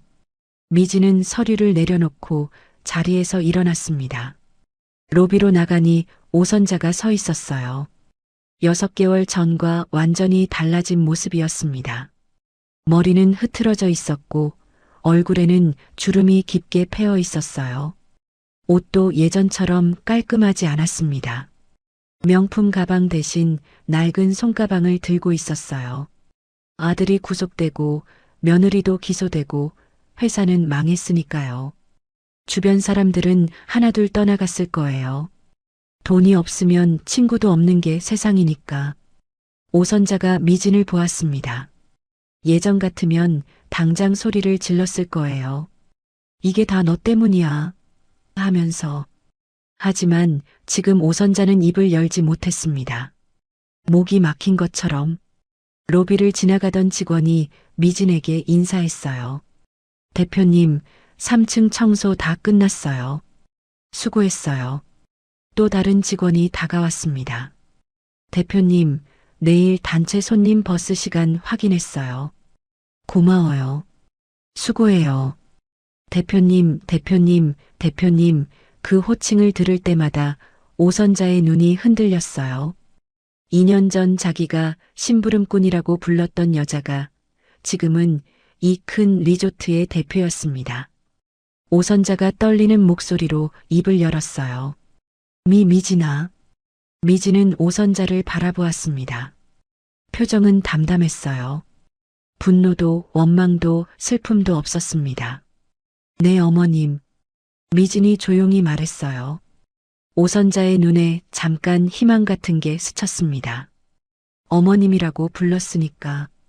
혹시 도와줄 생각이. 무슨 일로 오셨어요?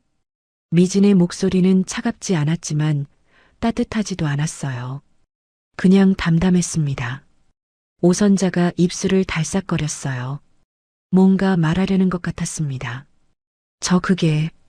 하지만 말이 이어지지 않았어요. 도와달라고? 돈 좀 빌려달라고? 아들 면회같이 가달라고? 어떤 말을 해야 할지 모르는 것 같았습니다. 아니, 어쩌면 알고 있었을 거예요. 자기가 무슨 말을 해도 소용없다는 걸. 미진이 먼저 말했습니다. 어머님, 오선자가 고개를 들었어요. 이제 와서 제 이름 부르지 마세요. 조용한 목소리였어요. 화를 내거나 소리치지 않았습니다. 그냥 사실을 말하듯이 예전에 어머님은 저를 한 번도 이름으로 불러주신 적 없잖아요.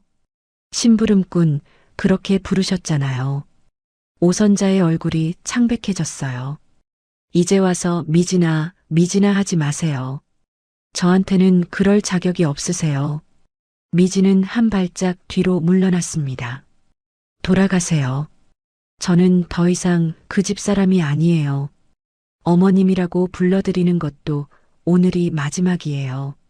오선자는 아무 말도 하지 못했어요. 입술만 파르르 떨렸습니다. 전애가 갈 데가 없어서 오선자가 겨우 말을 꺼냈어요. 목소리가 쉰 듯 했습니다. 재호 아버지 친구들도 다 끊었고 친척들도 안 받아주고 미진은 묵묵히 듣고 있었습니다. 미진아, 아니 대표님 나 좀. 오선자가 뭔가 더 말하려 했어요. 도와달라는 말이었을 거예요. 아니면 재워달라는 말이거나. 하지만 끝내 그 말을 잊지 못했습니다. 미진이 조용히 말했어요. 어머님, 저도 2년 전에 갈 데가 없었어요. 아이 손잡고 이 산골까지 왔을 때 정말 막막했어요. 오선자가 고개를 들었습니다. 그때 어머님은 제 혼수품을 마당에 내던지셨죠. 내일 아침까지 나가라고 하셨고요. 오선자의 얼굴이 더 창백해졌어요. 저는 그때 혼자 버텼어요. 아무도 안 도와줬어요. 그래서 지금의 제가 있는 거예요. 미진은 담담하게 말을 이었습니다. 어머님도 혼자 버텨보세요. 저처럼요. 그 말이 끝이었어요. 결국 오선자는 고개를 떨군 채 로비를 나갔습니다. 뒷모습이 유난히 작아 보였어요.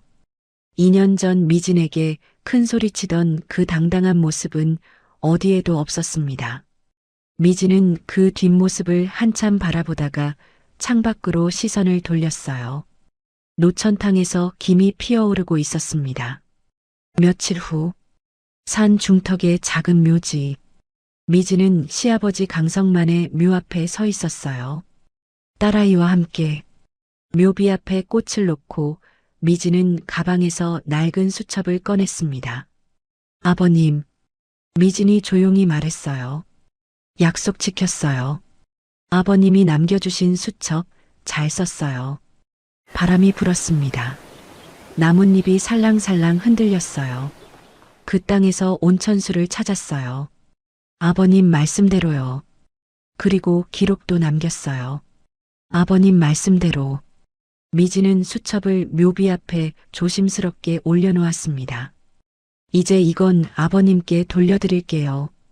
저는 이제 괜찮아요. 딸아이가 미진의 손을 잡았어요. 엄마, 할아버지가 좋은 분이었어? 응. 엄마한테 진짜 가족 같은 분이셨어. 나도 인사해도 돼? 그럼. 딸아이가 묘비 앞에 서서 고개를 숙였어요. 할아버지, 안녕하세요. 저 수아예요. 엄마 많이 도와주셔서 감사해요.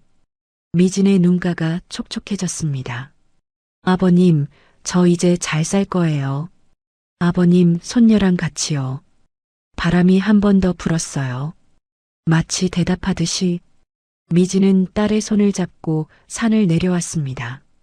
리조트로 돌아오는 길. 차 안에서 미진은 창밖을 바라보았어요. 2년 전 이 길을 처음 왔을 때가 떠올랐습니다. 캐리어 하나, 가방 하나 들고 돌밭을 보며 절망했던 그때. 그리고 시아버지 제산할 밤 이혼을 강요당하고 자기 방으로 돌아가며 다짐했던 말. 언젠가는 후회하게 해줄 거야, 반드시. 미진은 조용히 웃었어요. 후회하게 만들었을까요? 아마 그랬을 거예요. 하지만 그게 중요한 건 아니었습니다. 중요한 건 미진이 자기 삶을 되찾았다는 것, 자기 이름을 지켰다는 것, 딸과 함께 당당하게 살고 있다는 것. 그것만으로 충분했어요. 리조트에 도착했습니다. 직원들이 미진을 반겼어요. 대표님 다녀오셨어요? 응, 수고했어요. 딸아이가 리조트 마당으로 뛰어갔습니다. 마을 아이들이 놀고 있었어요. 금방 어울려 뛰어다녔습니다. 미진은 그 모습을 바라보며 서 있었어요. 노천탕에서 김이 피어올랐습니다. 손님들의 웃음소리가 들렸어요. 직원들이 분주히 움직이고 아이들이 뛰어놀았습니다. 이게 미진이 만든 세상이었어요. 누군가의 심부름꾼이 아닌 김미진으로서 만든 세상. 미진은 하늘을 올려다보았습니다. 맑았어요. 그리고 미진은 드디어 누구의 심부름꾼도 아닌 김미진으로 살기 시작했습니다. 여러분, 오늘 이야기 어떠셨어요? 미진이가 시어머니에게 심부름꾼이라는 소리를 들었을 때 화가 나고 속상하셨나요? 시집와서 그렇게 열심히 살았는데 돌아온 게 그 한마디라니. 그런데요, 이 이야기에서 제가 가장 좋았던 건 미진이가 복수에만 매달리지 않았다는 거예요. 물론 잘못한 사람들은 벌을 받았죠. 하지만 미진이한테 정말 중요했던 건 본인의 인생을 되찾는 거였잖아요. 누구의 며느리, 누구의 아내, 누구의 심부름꾼이 아니라 그냥 김미진으로 사는 것. 그게 진짜 행복이었던 것 같아요. 혹시 지금 이 영상을 보시는 분들 중에 미진이처럼 힘드신 분 계실까요? 혹은 미진이처럼 세상이 무너지는 경험을 하셨던 분들 계실까요? 가족한테 무시당하거나 열심히 해도 인정 못 받거나 내 이름이 잊혀져 가는 삶을 살아오신 분들이요. 그분들께 말씀드리고 싶어요. 지금은 힘들어도 포기하지 마세요. 미진이도 처음엔 아무것도 없는 불모지 같은 땅 앞에서 주저앉았잖아요. 근데 끝까지 버텼더니 길이 열렸어요. 여러분한테도 분명히 그런 날이 올 거예요. 이야기처럼 엄청난 일이 아니어도 평범한 행복을 느끼시는 그런 날이 올 거예요. 자, 그럼 오늘 이야기는 여기에서 마무리하고 여러분께 질문 하나 드릴게요. 여러분은 지금 내 인생을 살고 계신가요? 댓글로 여러분의 생각 들려주세요. 오늘 이야기가 마음에 남으셨다면 구독과 알림으로 다음 만남을 예약해두세요. 우리네 드라마 극장이 다시 찾아갑니다.